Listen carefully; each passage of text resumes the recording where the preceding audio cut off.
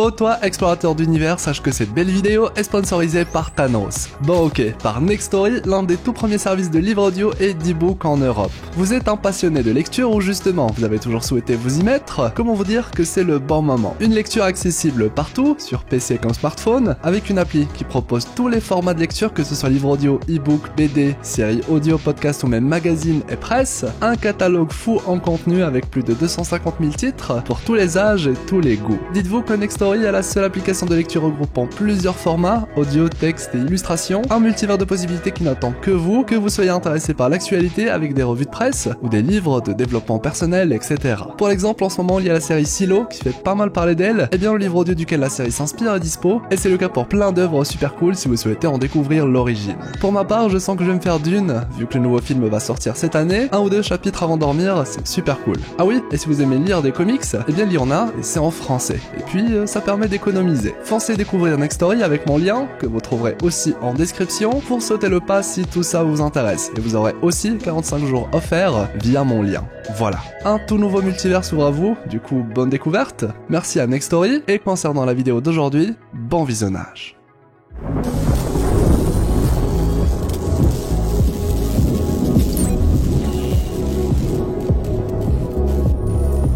Bon, Les Gardiens de la Galaxie 3 est sûrement l'un des meilleurs films du MCU depuis Endgame. Alors si en plus on me dit à l'oreille que des scènes coupées sont maintenant disponibles, comment ne pas foncer les découvrir en votre compagnie, les analyser et qui sait, théoriser sur ce qu'elles peuvent révéler sur le film ou l'entièreté du Marvel Cinematic Universe. Pour ma part, il m'en faut très peu pour parler des Gardiens, et là il se trouve qu'on a beaucoup. Alors c'est encore mieux. On a théorisé sur sa survie pour que ce soit finalement confirmé, pourquoi l'avoir gardé en vie et quel rôle aura-t-il à jouer auprès des Gardiens, mais aussi comment Adam deviendra Adam Warlock, etc.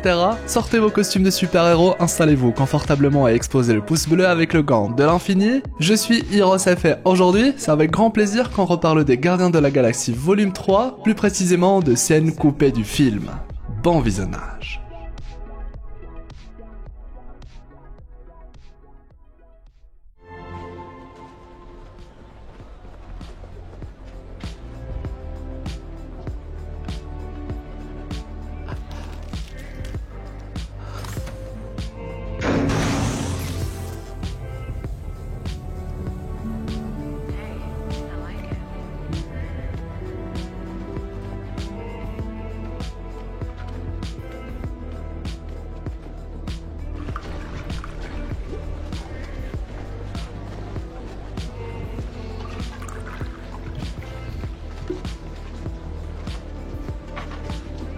What's your name?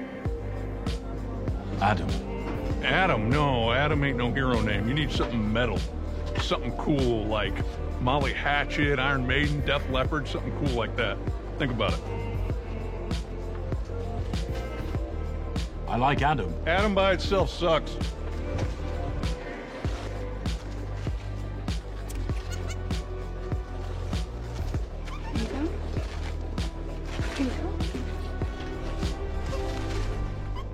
On découvre le personnage du maître de l'évolution dans le 3e opus des Gardiens de la Galaxie. Et très vite, on comprend qu'il ne s'agit pas de n'importe quel personnage. Il est directement lié à Rocket, il est même son créateur.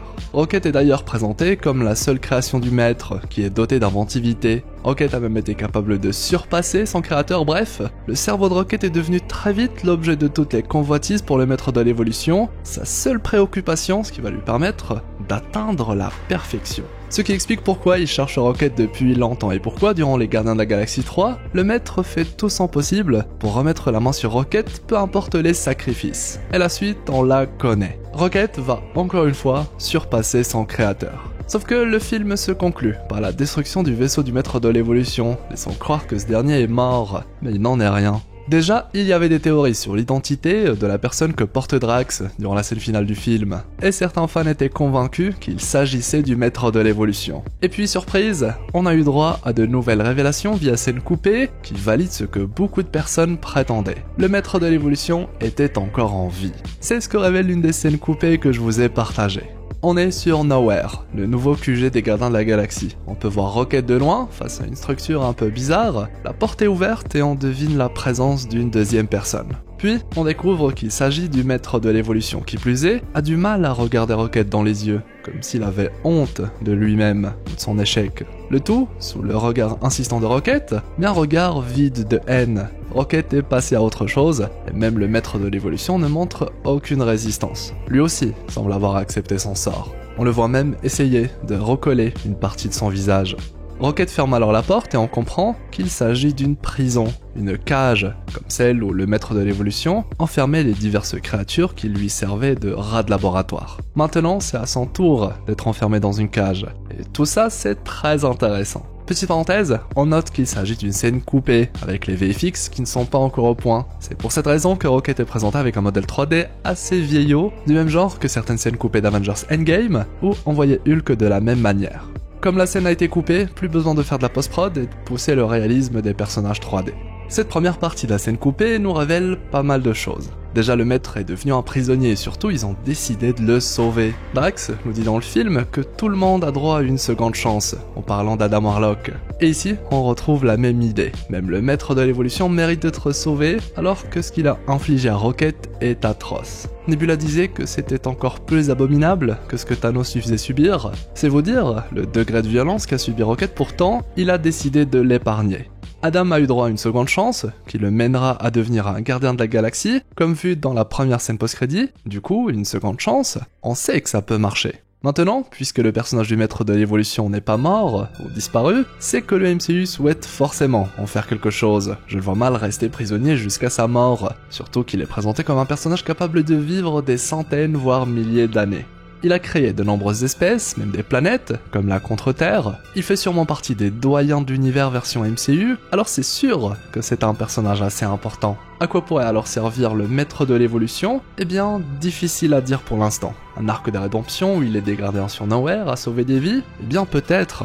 Un personnage qui possède beaucoup d'influence dans la galaxie, influence dont a besoin nos héros pour la suite de leurs aventures, un quelconque lien avec les prochains films Avengers, là encore difficile de se prononcer. Par contre, que cette scène soit coupée ou non, il y a vraiment une volonté de vouloir garder ce personnage en vie. Et dites-vous que l'acteur qui incarne le personnage précise durant une interview qu'une autre scène a été tournée, puis coupée en montage, où cette fois, on voit les gardiens sauver le maître de l'évolution durant l'explosion de son vaisseau. En bref, on n'a pas encore fini de parler de ce personnage. Dans les comics, ça lui est arrivé d'aider des héros, alors c'est possible de le voir du côté des Avengers dans le MCU. Passons à la suite de la scène coupée avec du coup Kraglin et Adam. On voit Kraglin avancer petit à petit vers Adam en servant à boire aux survivants du combat contre le maître de l'évolution. Il s'approche d'Adam et lui donne à son tour un verre d'eau. Adam est alors touché par le geste, ça ressemble pas vraiment aux interactions qu'il a l'habitude d'avoir avec d'autres personnes, puis Kraglin lui demande comment il s'appelle. Et il répond Adam. Kraglin réplique Adam? Non, c'est pas un nom de héros ça. Il te faut un truc plus métal, un truc cool, comme Iron Maiden. Réfléchis-y, sérieusement. Adam dit qu'il aime bien Adam, et Kraglin lui dit alors que Adam tout seul, c'est nul.